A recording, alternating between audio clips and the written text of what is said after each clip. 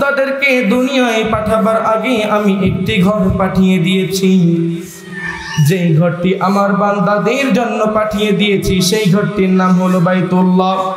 সেই ঘরটির নাম কি? বাইতুল্লাহ। এই ঘরটি আমরা দুনিয়ায় আসার আগেই আল্লাহ সুবহানাহু ওয়া তাআলা এই ঘরটি পাঠিয়েছেন। হযরত ইব্রাহিম বললেন, ও ভাইরা, আমি তোমাদের সাথে যেতে পারবো না, তোমরা চলে যাও। এলাকার সবাই চলে গেলেন। হযরত ইব্রাহিমকে বললেন, ও ইব্রাহিম, আমরা তো পূজা দেখতে যাচ্ছি, তুমি আমাদের এলাকার মূর্তিগুলা পাহারা দিও, তুমি আমাদের এলাকার দুর্গাগুলো পাহারা দিও। হযরত ইব্রাহিম বলল, যাও তোমরা চলে যাও, কেমন পাহারা দেওয়া লাগে আমি দেখবানি। আসলে তিনি কি পাহারা দিবেন? তিনি তো ফাঁক পাইলে সব ভেঙে দিবেন। সবাই এলাকা পুরো শূন্য, সবাই এলাকা থেকে চলে যায়। শুধু দুই একজন যারা ইসলাম গ্রহণ করেছিল, শুধু তারাই এলাকায় থাকে।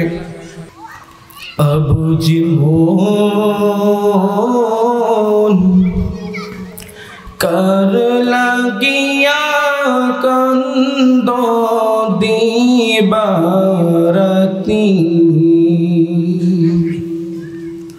अबुझ मोन कर लगिया कंदो दीबारती भेबे देखो केउ होबे ना तोमार सतेर साथी कर লাগিয়া তুমি কান্দ দিবারতি अबुझ मोन कर লাগিয়া তুমি কান্দ দিবারতি।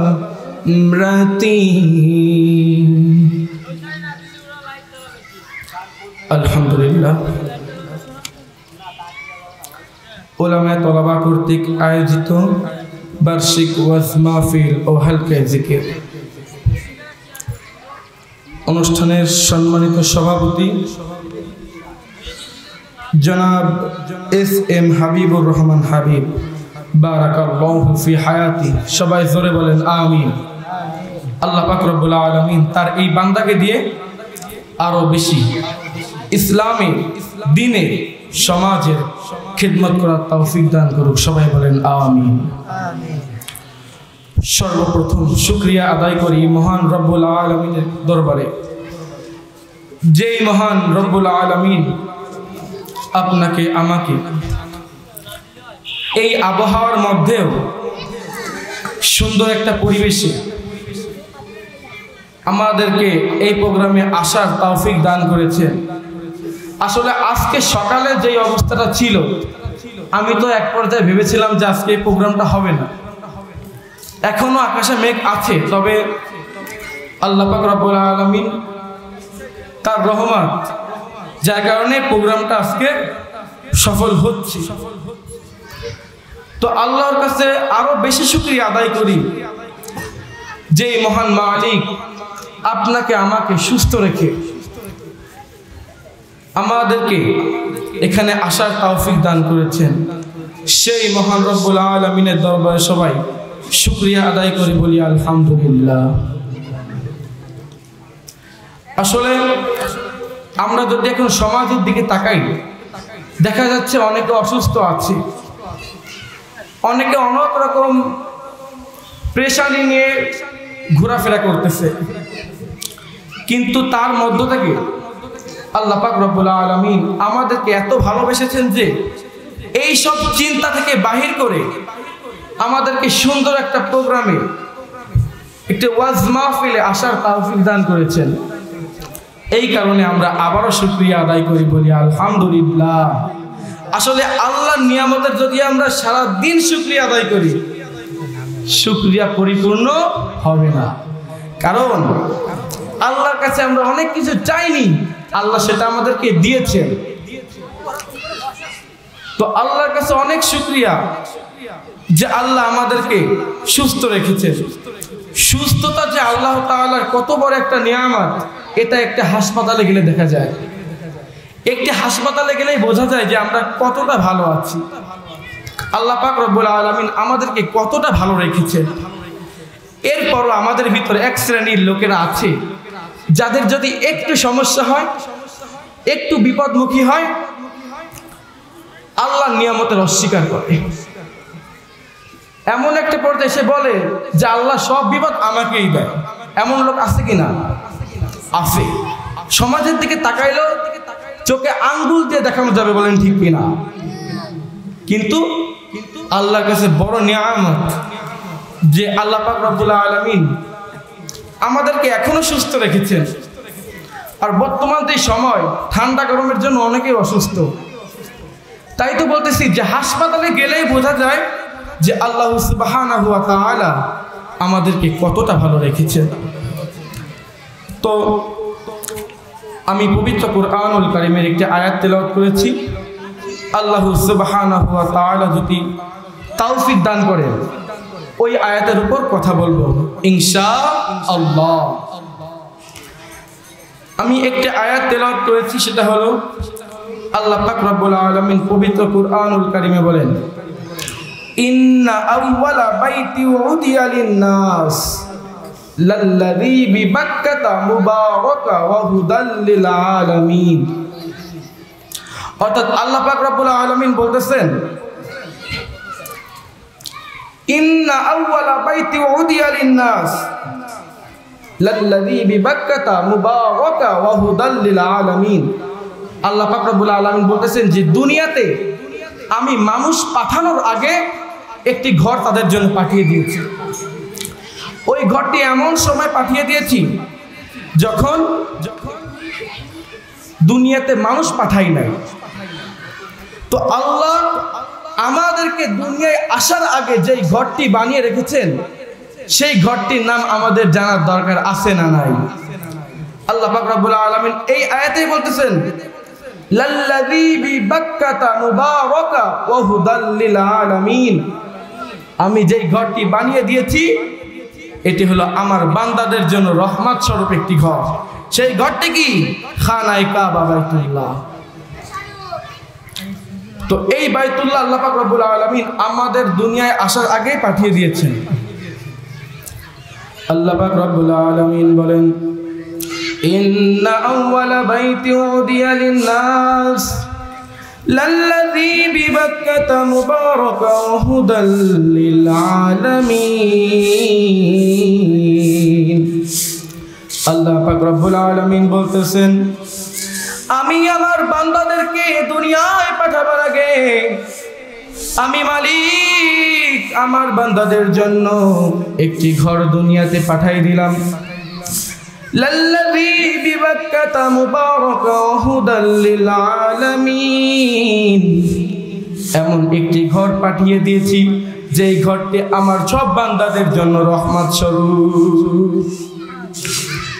ইন্না আউওয়ালা বাইতিন উদিয়া লিন-নাস লাল্লাযী বিবাক্কাতা মুবারাকা ওয়া হুদাল লিল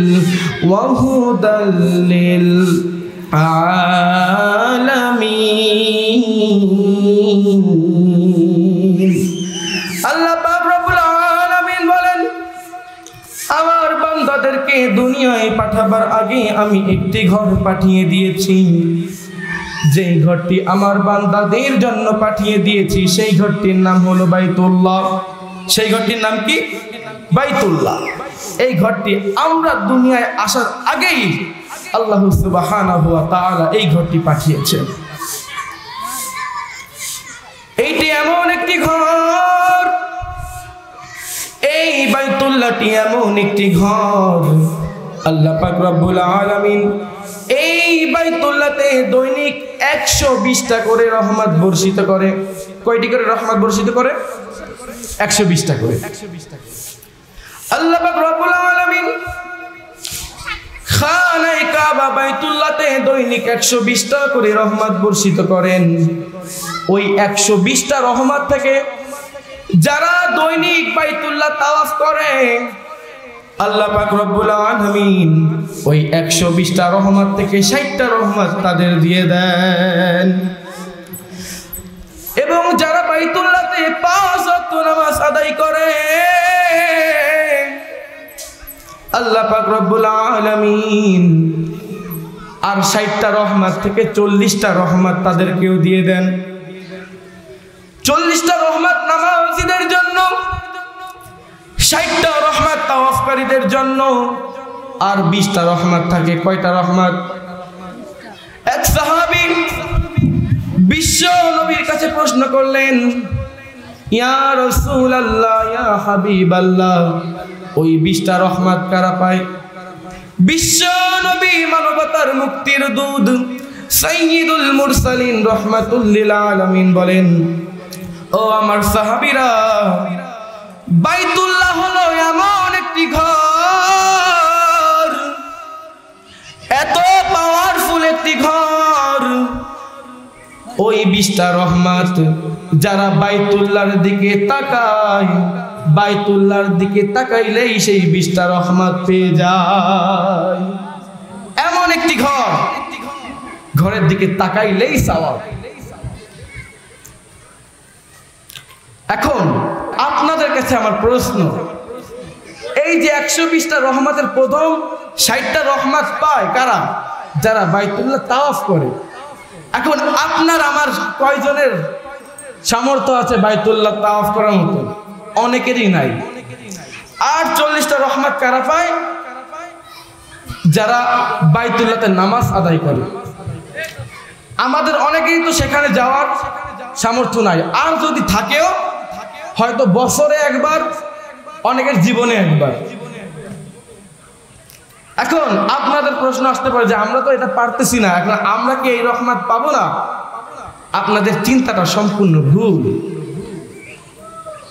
আল্লাহর নবী বিশ্ব নবী সাইয়্যিদুল মুরসালিন রাহমাতুল লিল আলামিন বলতেছেন, ও আমার বান্দারা, তোমাদের বাইতুল্লাহ সামর্থ্য না থাকলে আসার দরকার নাই। তোমাদের বাড়ির সামনে যেই মসজিদ থাকে, তোমাদের বাড়ির পাশে যেই মসজিদ থাকে, তুমি যদি 5 ওয়াক্ত নামাজ সেই মসজিদে আসতে পারো, আমি তার থেকে একটা হলেও ওই নামাজের যে 40টা অংশ তোমাদের মসজিদে আসার জন্য, ওই 40টা রহমত তোমাদেরকে আমি দিয়ে দিব। কত সুযোগ দিয়েছেন! তুমি বাইতুল্লাহ যেতে পারবে না, বাড়ির কাছে মসজিদ, সেখানে গিয়ে তুমি নামাজ আদায় করো, সওয়াব দেবে কে? আল্লাহ সুবহানাহু ওয়া তাআলা। আল্লাহ রাব্বুল আলামিন তার ঘর মসজিদে গেলেই এই সওয়াবের অধিকারী করে দিবেন। আমাদের তাহলে মসজিদে যাওয়ার দরকার আছে না নাই? আল্লাহর ঘর থেকে যদি আপনি রহমত নিতে চান, প্রথমত আপনার মসজিদে যেতেই হবে, তার কোনো বিকল্প কোনো রাস্তা নাই। আল্লাহর ঘর থেকে যদি রহমত নিতে চান, আপনার মসজিদে যেতে হবে, কারণ আল্লাহর ঘর থেকে রহমত নেওয়ার প্রধান উপায় হলো নামাজ। প্রধান উপায় কি?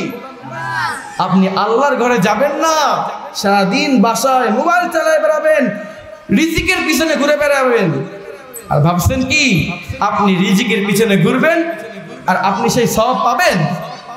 কোনোদিন সম্ভব না। আল্লাহর ঘর থেকে রহমত নিতে হলে আপনার নামাজ আদায় করতে হবে। এবং আপনি যদি ভাবেন যে শুধু নামাজ আদায় করলাম হয়ে গেল, এটাও আপনার একটা বোকামি। শুধু নামাজ আদায় করলে হবে না, ওই নামাজটাকে হেফাজত করতে হবে। বলেন ঠিক কি না? শুধু নামাজ আদায় করলেন আর আপনি ওই সওয়াবের অধিকারী হয়ে গেলেন, সেটা না। আপনার নামাজ আদায় করতে হবে এবং নামাজটাকে হেফাজত করতে হবে। তাহলে আপনার রহমত নিতে হলে নামাজ আদায় করতে হবে, বিকল্প আর কোনো সুযোগ নেই। আপনি যেই বাইতুল্লাহর কথা বলছিলাম, এই বাইতুল্লাহ সর্বপ্রথম যারা তৈরি করেছেন, এরপরে যখন হযরত ইব্রাহিম আলাইহিস সালাম তৈরি করেছেন, হযরত ইব্রাহিম আলাইহিস সালাম কেমন একজন পয়গম্বর, হযরত ইব্রাহিম কেমন একজন পয়গম্বর, যেই পয়গম্বরের জীবনের শুরু হতে জীবনের শেষ পর্যন্ত আল্লাহর পরীক্ষা। অতএব আল্লাহ তাকে জীবনের শুরু থেকে জীবনের শেষ পর্যন্ত তাকে শুধু পরীক্ষা নিয়েছেন। হযরত ইব্রাহিম আলাইহিস সালাম জন্মগ্রহণ করার আগে তিনি যেখানে জন্মগ্রহণ করেন ওখানের বাদশা ছিল তখন নমরুদ। নমরুদ ওখানের বাদশা ছিল। হযরত ইব্রাহিমের জন্মের আগে নমরুদ স্বপ্ন দেখতে পেল তার ওই এরিয়ার ভিতর এমন একজন আসতেছে, তার ওই এরিয়ার ভিতর এমন একজন পুরুষ আসতেছে যে জন্মগ্রহণ করার পর নমরুদের সব ধ্বংস করে দিবে। নমরুদ স্বপ্ন দেখার পর তারপরের দিন ঢোল পিটিয়ে ঘোষণা করে দিল, আজ থেকে আমাদের এরিয়ার ভিতর যত পুরুষ মানুষ জন্মগ্রহণ করবে সব পুরুষ মানুষকে হত্যা করে দিবে। তার ওই বলার পর তাদের ওই এরিয়ার মধ্য থেকে যত পুরুষ সন্তান জন্মগ্রহণ করে, যত পুরুষ জন্মগ্রহণ করে সবাইকে নমরুদের ঘোষণা অনুযায়ী তাকে হত্যা করে ফেলে। হযরত ইব্রাহিমের পিতার নাম ছিল আজর। আজর ছিল ওইখানের ধর্মমন্ত্রী। যখন আজরের স্ত্রীর গর্ভে সন্তান চলে আসে, আজর মনে মনে ভাবতে লাগলেন, আমার এই সন্তানটা পুরুষ নাকি মহিলা জানি না, আমার এই পুরুষ আমার এই ওয়াইফের পেটে যদি মেয়ে হয় কোনো সমস্যা নাই, যদি আমার স্ত্রীর পেটে সন্তান ছেলে হয়ে বসে, আমার স্ত্রীর যদি ছেলে হয়ে বসে কেমনে করে আমরা তাকে হত্যা করব, কেমনে করে আমরা তাকে হত্যা করব। এই কথা বলে হযরত ইব্রাহিম আলাইহিস সালামের আম্মাকে নিয়ে আজর একটা উপরে একটা গুহায় রেখে আসে। গুহায় রেখে আসার পর একদিন চলে যায়, 2 দিন চলে যায়, আস্তে আস্তে হযরত ইব্রাহিমের জন্মদিন চলে আসে। হযরত ইব্রাহিম জন্মগ্রহণ করার পর 2-1 দিন যেতে না যেতে তার আম্মা তাকিয়ে দেখলো কত খাবার ছিল সব খাবার শেষ হয়ে গিয়েছে। কত খাবার ছিল সব খাবার শেষ হয়ে গেছে, এমনকি বুকে দুধও আসে না, সন্তানকে তিনি কি খাওয়াবে। ওই দিন তিনি আল্লাহর কাছে দুটো হাত পেতে বলে, ও মালিক, এই সন্তানকে আমি কেমন করে লালন পালন করব, আমার কাছে তো কোনো আর রাস্তা নাই, আমার কাছে তো আর কোনো সুযোগ নাই। ও মালিক, আমার এইখানে তো আর থাকার লাইন নাই, বাসায় আমার স্বামী রয়েছে, আমার তো এইখানে থাকার আর কোনো সুযোগ নাই। ও মালিক, আমি আমার এই সন্তানটাকে গুহার ভিতর রেখে চলে যাই। ও মালিক, আমি চলে যাচ্ছি, শুধু তাই নয়, আমার এই সন্তানটাকে তোমার দায়িত্বে রেখে গেলাম, আমার সন্তানটাকে তোমার দায়িত্বে রেখে গেলাম। এই কথা বলার পর আল্লাহ পাক রব্বুল আলামিনের রহমতে ওই ছোট্ট ইব্রাহিম যখন তার আঙ্গুল গালে দেয়, আঙ্গুল থেকে দুধ বের হওয়া শুরু করে। বলে সুবহানাল্লাহ, আল্লাহর কি রহমত। কারণ ইব্রাহিম তো যেমন তেমন পুরুষ নয়, ইব্রাহিম তো যেমন তেমন লোক নয়, সে হলো আল্লাহর একজন পয়গম্বর। এরপরে 1 দিন চলে যায়, 2 দিন চলে যায়, ইব্রাহিম আস্তে আস্তে বড় হতে লাগে, আস্তে আস্তে বড় হতে লাগে। এরপরে যখন ইব্রাহিম তার বাসায় চলে যায়, বাসায় গিয়ে তার পিতাকে সর্বপ্রথম ইসলামের দাওয়াত দেয়। তার পিতাকে বলে, ও আব্বাজান, আপনি ইসলাম গ্রহণ করেন রে বাবা, আপনি ইসলাম গ্রহণ করেন। তার পিতা বলল, ও ইব্রাহিম, আমরা ইসলাম গ্রহণ করব না।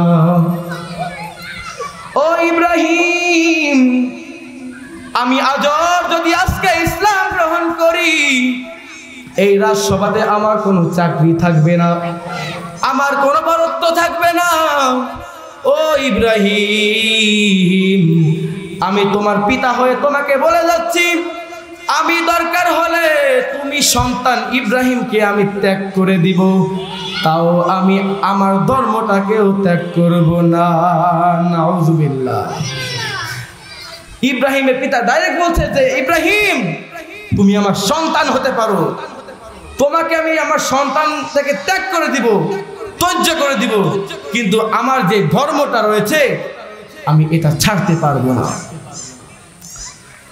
এই কথা শুনে পয়গম্বর ইব্রাহিম আলাইহিস সালাম কান্না করে দুটো হাত পেতে মালিকের কাছে বলে, ও মালিক, ও মালিক, ইসলামের দাওয়াত দিলাম, সর্বপ্রথম ইসলামের দাওয়াত আমার পিতার কাছে দিলাম, আমার পিতা ইসলাম গ্রহণ করলো না। ও মালিক, এখন যদি আমি বাহিরে ইসলামের দাওয়াত দিতে যাই, সবাই আমাকে বলবে ইব্রাহিমের আব্বা নিজেই ইসলাম গ্রহণ করে না, আমরা কেন ইসলাম গ্রহণ করব? আল্লাহ পাক রব্বুল আলামিন বললেন, ও বন্ধু ইব্রাহিম, আপনি ঘাবড়াবেন না, আপনি ঘাবড়াবেন না, আপনাকে দুনিয়ায় বসে থাকার জন্য পাঠাই নাই, আপনাকে পাঠাইছি ইসলাম প্রচারের জন্য, আপনাকে পাঠিয়েছি ইসলাম প্রচারের জন্য। আপনার পিতা ইসলাম গ্রহণ করছে না, আপত্তি নাই, আপনি আজকে খুশি মনে যান, আপনি সমাজের লোকদেরকে ইসলামের দাওয়াত দেন, এবং আমি আল্লাহ পাক রব্বুল আলামিন, আপনি ইসলামের দাওয়াত দেন, আমি আপনার সঙ্গে আছি। এই কথা বলার পর হযরত ইব্রাহিম আলাইহিস সালাম মনে একটু শক্তি পান যে না, আমার দুনিয়ার কারো থাকার দরকার নাই, আমার মালিক আমার সঙ্গে আছে, আমার মালিক আমার সাথে আছে, আমার পিতা আমাকে ত্যায্য করে দিক, কোনো আপত্তি নাই, আমার আত্মীয় স্বজন সবাই আমাকে এলাকা থেকে বের করে দিক, আমার কোনো সমস্যা নাই, কিন্তু মহান মালিক যেহেতু বলেছে তোমার সাথে আমি আছি, আমার আর কিচ্ছু দরকার নেই। এরপরে হযরত ইব্রাহিম আলাইহিস সালাম ইসলামের দাওয়াত দেওয়া শুরু করে দেয়। কিছু কিছু মানুষ ইসলাম গ্রহণ করে, হাজারে একটা মানুষও ইসলাম গ্রহণ করে না, 2000-3000 মানুষের ভিতর হয়তো একজন গ্রহণ করে। কিন্তু হযরত ইব্রাহিম কিন্তু মূর্তি পূজার অনেক কঠোর ছিলেন, তিনি মূর্তি পূজা দেখতে পারতেন না। একদিন চলে যায়, 2 দিন চলে যায়, আস্তে আস্তে যখন সবাই এই কথাটা ভুলে যায়, একদিন পাশের এলাকায় মূর্তি পূজার অনুষ্ঠান, সবাই সেই পূজাতে যাচ্ছে। হযরত ইব্রাহিমকে বলে, ও ইব্রাহিম, আমরা সবাই পূজা দেখতে যাচ্ছি, তুমি কি যাবা না? তখন হযরত ইব্রাহিম বলেন, ও আমার ভাইরা, আমি তোমাদের সাথে পূজায় যাব না, কারণ আমি একটু অসুস্থ। আসলে কিন্তু তিনি অসুস্থ ছিলেন না, ছিল ঠিকই, শরীরে অসুস্থ না, এলাকায় যে অবস্থা, ওই অবস্থা দেখে তিনি মন থেকে অনেকটা অসুস্থ। হযরত ইব্রাহিম বললেন, ও ভাইরা, আমি তোমাদের সাথে যেতে পারবো না, তোমরা চলে যাও। এলাকার সবাই চলে গেলেন। হযরত ইব্রাহিমকে বললেন, ও ইব্রাহিম, আমরা তো পূজা দেখতে যাচ্ছি, তুমি আমাদের এলাকার মূর্তিগুলা পাহারা দিও, তুমি আমাদের এলাকার দুর্গাগুলো পাহারা দিও। হযরত ইব্রাহিম বলল, যাও তোমরা চলে যাও, কেমন পাহারা দেওয়া লাগে আমি দেখবানি। আসলে তিনি কি পাহারা দিবেন? তিনি তো ফাঁক পাইলে সব ভেঙে দিবেন। সবাই এলাকা পুরো শূন্য, সবাই এলাকা থেকে চলে যায়, শুধু 2-1 জন যারা ইসলাম গ্রহণ করেছিল, শুধু তারাই এলাকায় থাকে। যখন এলাকায় কেউ নাই, পয়গম্বর হযরত ইব্রাহিম বললেন, এলাকা যেহেতু কেউ নাই, আমি গিয়ে আমার কাজটা করে নি। হযরত ইব্রাহিম আলাইহিস সালাম পূজার ওই ঘরের ভিতর ঢুকে যায়, দেখেন নানা রকমের বহুত রকম বিভিন্ন রকম মূর্তি সাজানো, বিভিন্ন রকমের মূর্তি সাজানো। সব মূর্তি তিনি চূর্ণ বিচূর্ণ করে দেয়, শুধু বড় একটা মূর্তি ছিল, ওই একটা তিনি ভাঙতে পারেননি। এছাড়া যত মূর্তি ছিল সব মূর্তি তিনি ভেঙে ফেলে দেয়। এর পরের দিন যেদিন এলাকাবাসী এলাকায় আসে, তাদের পূজার রুমে গিয়ে দেখে রুমের ভিতর সব মূর্তিগুলো চূর্ণ বিচূর্ণ। তখন বললেন, কার এত বড় সাহস, কার এত সাহস আমাদের মূর্তিগুলো ভেঙে দিল? আমরা সবাই তো এখানে বেধর্মী, এখানে 2-1 মাত্র আছে ইসলাম, এছাড়া সবাই তো আমরা বেধর্মী। নিজেদের লোকরা তো কেউ ভাঙতে পারবে না, নিজেদের লোকরা তো কেউ ভাঙবে না। সবাই তাকে হযরত ইব্রাহিমকে সন্দেহ করতে লাগলেন। পরের দিন রাত সবাই বসে নমরুদের কাছে সবাই নালিশ দিল, ও মহারাজ, আমাদের যত মুক্তি ছিল সব মুক্তি ইব্রাহিম ভেঙে ফেলেছে, আমাদের যত মুক্তি ছিল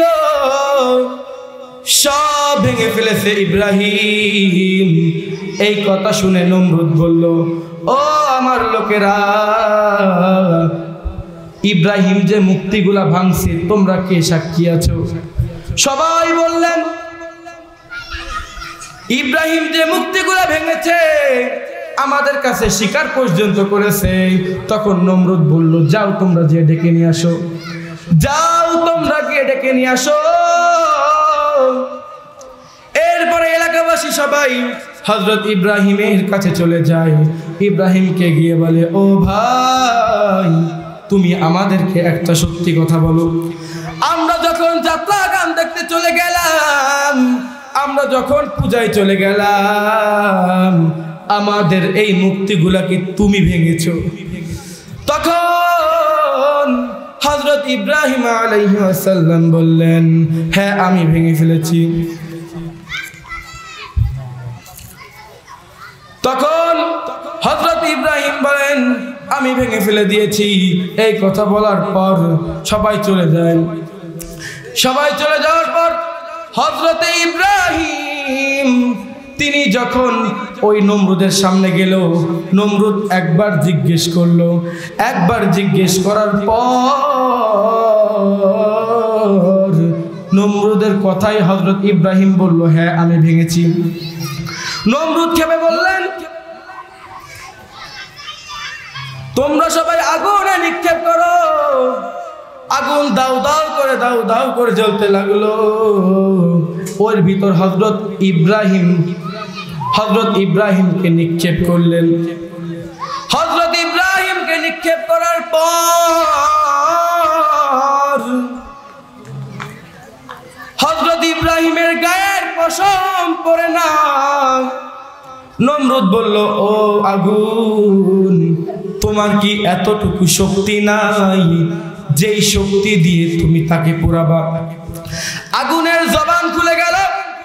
আগুন বলল, নমরুদ, তুমি আমার কাছে আসো, তুমি আমার ভিতর আসো, দেখো আমার শক্তি আছে না নাই। তুমি আগুনের ধাপ দাও, দেখো আমার শক্তি আছে না নাই। এই কথা বলার পর আগুন এই কথা যখন বললেন, নমরুদ বললে, তোমার কতটুকু শক্তি? সারাটা জীবন তোমাকে তো আমরা মানলাম, তোমাকে তো আমরা পূজা করলাম। ও আগুন, তুমি ইব্রাহিমকে পুড়ায় দাও। আল্লাহর হুকুম দিলেন, ও আগুন, আমার বন্ধু ইব্রাহিম, তোমার ভিতর আমার বন্ধু ইব্রাহিম রয়েছে, আমার বন্ধু ইব্রাহিমের যেন সোটা পরিমাণ কোনো ক্ষতি না হয়। ও আগুন, আমার বন্ধু ইব্রাহিম, তার আগুনের ভিতর যেন কোনো কষ্ট না হয়। আল্লাহর এই হুকুম পাওয়ার পর আল্লাহ যখন এই হুকুমটা দিলেন, আগুন আর আগুন নাই, আগুন নরম বিছানা হয়ে গেছে। এই ইব্রাহিম আলাইহিস সালাম বাইতুল্লাহ তৈরি করেছেন। বাইতুল্লাহ তৈরি করার পর হযরত ইব্রাহিম আল্লাহকে বলেন, ও মালিক, ও মালিক, আপনি আমাকে হুকুম দিয়েছিলেন আপনার ঘর বাইতুল্লাহ নির্মাণ করার, আপনার হুকুম অনুযায়ী করেছি, জানি না এর ভিতর কোনো ভুল ত্রুটি হয়েছে কিনা। ও মালিক, আমার যদি কোনো ভুল হয়ে থাকে, ও মালিক আপনি আমাকে ক্ষমা করে দিয়েন। আপনার ঘর আমার তৈরি কমপ্লিট, এখন আমি কি করব? তখন আল্লাহ বললেন, ও বন্ধু ইব্রাহিম, তোমার এখনো সম্পূর্ণ হয় নাই, যাও তুমি গিয়ে আজান দিয়ে দাও, তুমি গিয়ে আজান দিয়ে দাও। তখন হযরত ইব্রাহিম বললেন, ও মালিক, আমার গলায় তো এত সাউন্ড নাই, আমার গলায় তো এত সাউন্ড নাই যে আমি আজান দিলে এখান থেকে ওখান পর্যন্ত শোনা যাবে। এই কথা বলার পর আল্লাহ পাক রব্বুল আলামিন তিনি বলতেছেন, ও বন্ধু ইব্রাহিম তুমি আজান দিয়ে দাও, তুমি আজান দিয়ে দাও রে ইব্রাহিম, তোমার দায়িত্ব আজান দেওয়া, আমি মালিকের দায়িত্ব তোমার এই সাউন্ড বাড়ায় দেওয়া। এরপর হযরত ইব্রাহিম আজান দিয়ে দেয়, পুরো বিশ্ববাসী সে আজানের শব্দ ছড়ে যায়। তো এই আজানের মাধ্যমে কিন্তু নামাজকে বোঝানো হয়েছে। এই নামাজ সম্পর্কে আল্লাহ পাক রব্বুল আলামিন কোরআনে একটা নয় দুইটা নয় অগণিত আয়াত দিয়েছেন। আল্লাহ পাক রব্বুল আলামিন পবিত্র কুরআনুল কারীমের মধ্যে একটি নয় দুইটি নয় অগণিত আয়াত দিয়েছেন নামাজ সম্পর্কে। একটি নয় দুইটি নয় বারবার নামাজের হুকুম দিয়েছেন। শুধু হুকুম দেন নাই, তার বন্ধু মুহাম্মদ আপনার আমার নবী, দো জাহানের বাদশা বিশ্ব নবী মুহাম্মদুর রাসূলুল্লাহ, সবাই বলি সাল্লাল্লাহু আলাইহি ওয়াসাল্লাম। আল্লাহ পাক রব্বুল আলামিন তাকে দিও নামাজের ঘোষণা দিয়েছেন। আপনি আমি অনেকেই আমরা জানি, আমরা অনেকেই মিরাজের ঘটনাটি শুনেছি। আপনার আমার নবী বিশ্ব নবী মুহাম্মদুর রাসূলুল্লাহ সাল্লাল্লাহু আলাইহি ওয়াসাল্লাম মিরাজ থেকে আসার পর সব সাহাবীদেরকে নিয়ে বসে বললেন, ও আমার সাহাবীরা, ও আমার সাহাবীরা, আমি রাসূল মিরাজ থেকে তোমাদের জন্য একটি উপহার নিয়ে এসেছি। তোমাদের জন্য একটি উপহার নিয়ে এসেছি রে সাহাবীরা। এই কথা শুনে সাহাবীরা পাখির মতন তাকিয়ে রয়েছেন, না জানি কি উপহার নিয়ে এসেছে। বিশ্ব নবী বললেন, ও আমার সাহাবীরা, আমি রাসূল মিরাজ থেকে তোমাদের জন্য উপহার স্বরূপ 5 ওয়াক্ত নামাজ নিয়ে এসেছি। শুধু তাই নয়, তাই নয়, তোমরা যদি 5 ওয়াক্ত নামাজ আদায় করতে পারো রে সাহাবীরা, আমি রাসূল তোমাদেরকে কথা দিলাম, তোমরা যদি ঠিক মতন 5 ওয়াক্ত নামাজ আদায় করতে পারো, আমি রাসূল তোমাদেরকে কথা দিলাম, আল্লাহ পাক রব্বুল আলামিন কিয়ামতের কঠিন ময়দানে তোমাদের সবাইকে জান্নাত দিয়ে দিবে। ওই মজলিসে একজন সাহাবী বসা ছিল, যার নাম হযরত আব্দুল্লাহ আনসারী। তিনি যখন শুনলেন নামাজ পড়লে জান্নাত, তিনি বললেন, ইয়া রাসূলুল্লাহ, ইয়া হাবিবাল্লাহ, আপনি যেহেতু যেহেতু বলেছেন নামাজ আদায় করলে জান্নাত, আপনাকে আমি আব্দুল্লাহ আনসারী কথা দিলাম, আজ থেকে জীবনের শেষ পর্যন্ত হলেও, আজ থেকে জীবন যতদিন থাকবে এক ওয়াক্ত নামাজ ছাড়ব না। শুধু এইটুক শুনছে, নামাজ পড়লেই আল্লাহ জান্নাত দিবে, এইটুক শুনেই সে নামাজ এমন ভাবে আঁকড়ায় ধরছে। তার ভালো পোশাক ছিল না, যেই পোশাক দিয়ে হযরত আব্দুল্লাহ আনসারী, যেই পোশাক দিয়ে আব্দুল্লাহ আনসারী 5 ওয়াক্ত নামাজ ঠিক মতন আদায় করবে।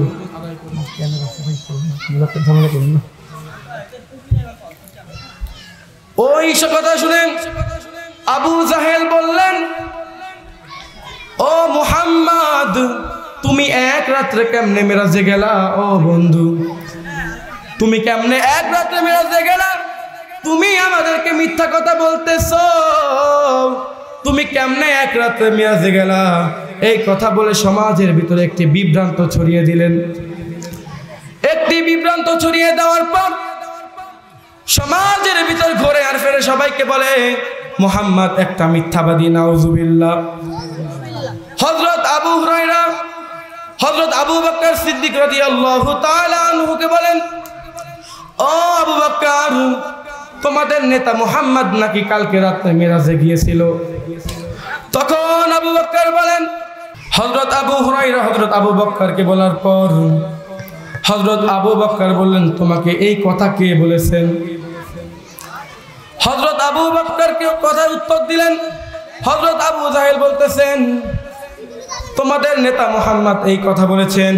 তখন হযরত আবু বকর বললেন, ও আবু জাহেল, আমাদের নবী, বিশ্ব নবী মুহাম্মদুর রাসূলুল্লাহ সাল্লাল্লাহু আলাইহি ওয়াসাল্লাম যদি এই কথা বলে থাকে, ও আবু জাহেল,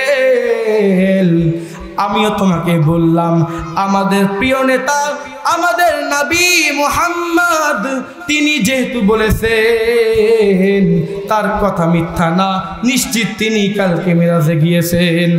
আল্লাহ পাক রব্বুল আলামিন তার কথাটাকে এত ভালোবেসেছেন, তার কথাটাকে এত পছন্দ করেছেন, আল্লাহ পাক রব্বুল আলামিন সঙ্গে সঙ্গে হযরত আবু বকরের নামের সঙ্গে আল্লাহ পাক রব্বুল আলামিন সিদ্দিক উপাধি দিয়েছেন। বলি সুবহানাল্লাহ।